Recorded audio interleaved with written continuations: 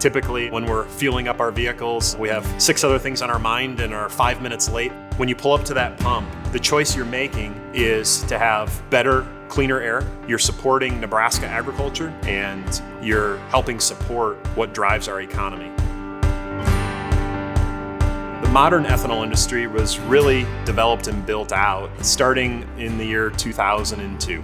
As we turned the century in the early years of 2000 to 2005, we were importing more than 70% of our crude oil into this country. After the terrorist attacks, 9/11, we had a big push to find alternative sources of fuel because we were spending billions of dollars to defend oil in the Middle East. Ethanol at that time was barely 1 or 2% of our fuel supply, and today, as we finished up 2019, we had crossed just about 10%. And so that's an enormous amount of market share that the industry has provided consumers a safe, affordable, reliable source of fuel produced all over the United States. Our process here at the plant in Jackson, Nebraska, all begins with a kernel of corn.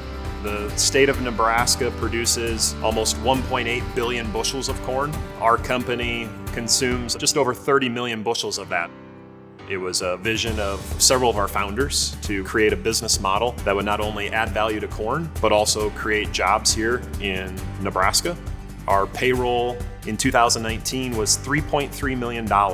That's an average wage of $82,500 for our 40 people in a county where the median wage is only about $52,000. These are terrific paying jobs.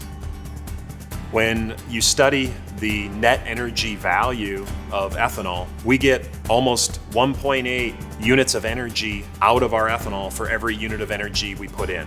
The most recent USDA study, as an average across our industry, suggests we reduce greenhouse gas emissions by 43%. I think everybody can get behind the fact that the more we can drive our economy with fuels that are renewable is a terrific thing. We're very encouraged and we're very optimistic about the future of our industry because when consumers have the facts about ethanol, they choose our product.